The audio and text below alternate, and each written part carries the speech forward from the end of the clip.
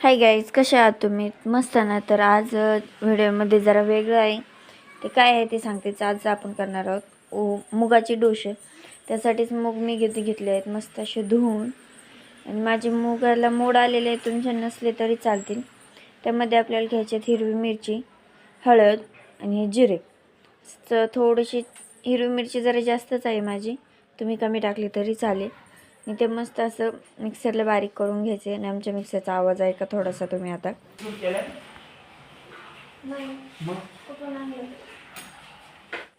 मिक्सरचा आवाज ऐकलाच असं इतका भयानक आवाज आहे ना.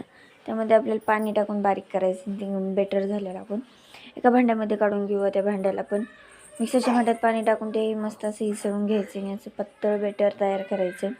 ते बेटर आपण झाकून ठेवूया, तोपर्यंत आपण करूया त्यासोबत खायला खोबऱ्याची चटणी.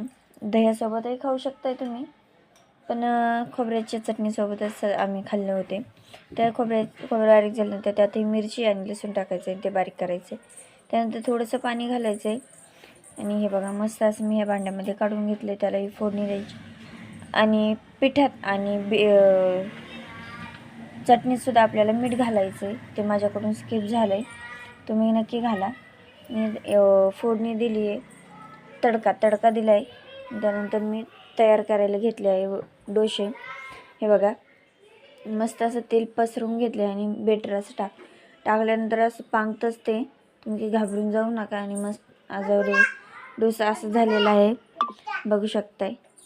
मस्त असं त्यानं तेल सोडलं आहे, तवा सोडला आहे. आणि हे काढताना माझ्याकडून पूर्ण जळालं आहे. काय काढून नाही टाकला व्हिडिओ तो, कारण की तुमच्याकडून झालं तुम्हाला वाटेल आपल्याला काही जमत नाही. असं काही समजू नका, आम्हाला पण जमतच नाही. पण काही व्हिडिओ काढणारे ते स्किप करतात. आणि मी त्यानंतर दुसरा पाहू शकता किती छान झाला आहे. चला मग तुम्ही करून बघा अशाच पद्धतीचा डोसा.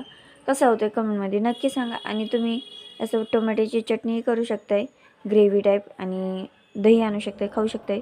चला मग आजचा व्हिडिओ कसा वाटला कमेंटमध्ये नक्की सांगा. चला बाय बाय.